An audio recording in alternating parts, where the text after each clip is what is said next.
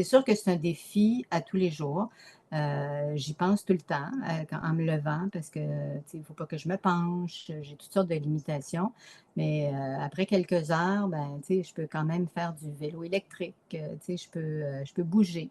En fait, ça a été surtout, bon, au début, notre fils il a faire beaucoup de physiothérapie parce qu'il n'arrivait pas à se tenir assis, il n'arrivait pas, bon, à se tenir le cou au début, après ça, à se tenir assis, après ça, à marcher, tout était ralenti. Il avait été hospitalisé tellement longtemps que il était en retard de développement moteur, là, carrément. C'était vraiment très long pour lui de faire ces apprentissages-là. Parallèlement, il s'est mis à parler super de bonheur parce que, bon, il bougeait pas quasiment. Fait que sa façon de demander, c'était de parler. Ça a été un des grands défis. Après ça, le temps passé avec l'intraveineuse à domicile aussi, ça représente vraiment son lot de difficultés avec un enfant. C'est tout un sport, là. Les fils, puis la gestion de tout ça, changer le médicament, essayer de demeurer avec une asepsie quand tu es sur la route pour te rendre à Montréal en voiture, puis que tout est fermé à cause du COVID, il faut que tu t'arrêtes dans une toilette de chez McDonald's, c'est comme c'est pas optimal, là. Fait que ça a été des défis. Tu sais, sinon, il y a quand même beaucoup de médication à prendre par la bouche, mais il est tellement habitué à ça qu'il le fait d'emblée. Puis c'est sûr qu'une de nos principales craintes, ça a été relativement aux saignements, tu sais, digestifs qui peuvent arriver, aux hémorragies digestives, puis tout ça. C'est sûr qu'on est toujours à l'affût là, au niveau des selles. Je pense qu'au CPE, c'est quand même, tu sais, mon garçon est à la garderie, donc il va dans un CPE, puis le CPE refuse de faire former son personnel pour faire les injections d'urgence qui pourraient lui sauver la vie. Donc, c'est sûr que c'est toujours un stress parce que même dans la vie de tous les jours, de toujours se dire, il faut être disponible, il faut que j'aille les injections sur moi, il faut que je me rende rapidement à la garderie si jamais il arrive quelque chose. C'est vraiment beaucoup de pression, c'est une charge mentale. On parle beaucoup de charge mentale de ce temps-ci, c'est une charge mentale supplémentaire. Puis il y a aussi au quotidien, l'hydrocortisone, ça se trouve à être un médicament qui s'appelle demi-vie.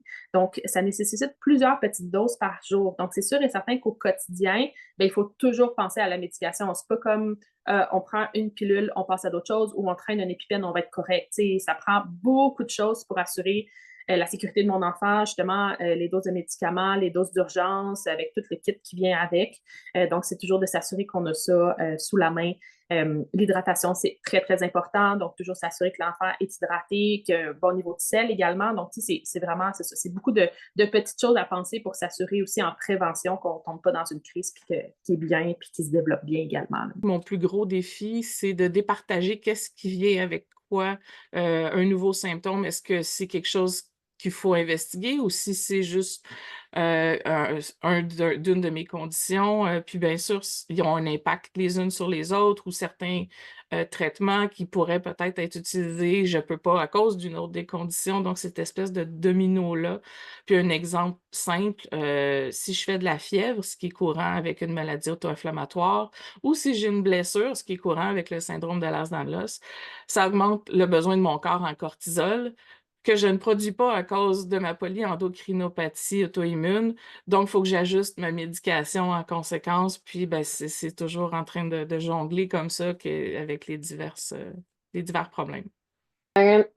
Déjà que les personnes ne savent pas trop quoi faire avec une maladie rare. Moi, j'ai de la douleur chronique ainsi que de la fatigue chronique. Donc, je suis très, très souvent fatiguée et j'ai souvent mal un peu n'importe où dans le corps ou des endroits particuliers. Mais physiquement, je vois rien, hein. Je dis que j'ai mal à la hanche. Ma hanche, elle a l'air d'aller bien. Elle est pas bleue, elle est pas enflée, elle est capable de bouger, mais j'ai mal. Donc, de faire expliquer un symptôme invisible, une douleur invisible,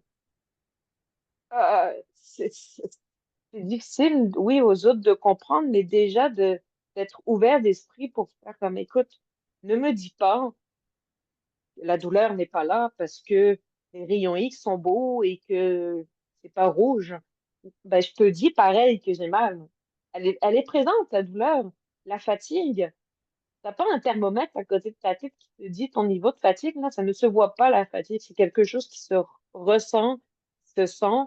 Et moi, je trouve que par les médecins, ce n'est pas assez pris au sérieux, les symptômes invisibles. Et je vous ai entendu. les attitudes, capacitistes, dans le sens que oh, il n'y a rien à faire avec toi, les prédictions. Ça, il n'y a rien de quoi qui m'écoeure. Les médecins qui disent que, en tout cas, ça, c'est ce qu'ils ont dit à ma mère. Si elle finit toute son primaire, ça sera déjà ça. Euh, J'aimerais ça les voir, ce médecin-là, puis leur dire, vous avez prédit que déjà, ça fait son début de secondaire, ça serait déjà ça. Parce qu'on disait que je ne marcherais pas, je ne parlerais pas, je ne me socialiserais pas, puis ça serait un peu ma vengeance. J'irais les voir, puis dire, ils ne sont pas tous vivants, là, mais il y en a sûrement. Ils diraient, moi, hein, pour quelqu'un qui était rendu à l'université au 2e cycle, méchante prédiction. Elle prend des médicaments tous les jours. Puis nous, on doit aussi faire très attention aux infections car elle est un peu plus fragile que les autres enfants. Puis les complications de l'atrésie des voies biliaires sont nombreuses. Donc, du jour au lendemain, son état peut changer. Elle peut faire de l'hypertension portale s'il y a trop de pression sur les vaisseaux de son foie. Elle peut faire une cholangite, donc une infection au foie. C'est arrivé 7 fois, surtout sa première année de vie, ce qui fait qu'elle a été hospitalisée 7 fois. Puis son foie devient cirrhotique avec toutes les conséquences que ça implique. Donc, en fait, c'est beaucoup d'inconnus sur l'avenir, de stress, de défis de tous les jours. En plus de ça, ma fille, elle a eu plusieurs anesthésies générales quand elle était petite, donc quand elle avait moins d'1 an, ce qui fait que ça a eu des impacts sur son développement neuronal. Donc, elle a aussi des traits autistiques. Elle a eu son diagnostic, puis il y a des traits TSA, et il y a tout ce que ça implique. Ce qui fait que, oui, c'est beaucoup, beaucoup de défis au quotidien.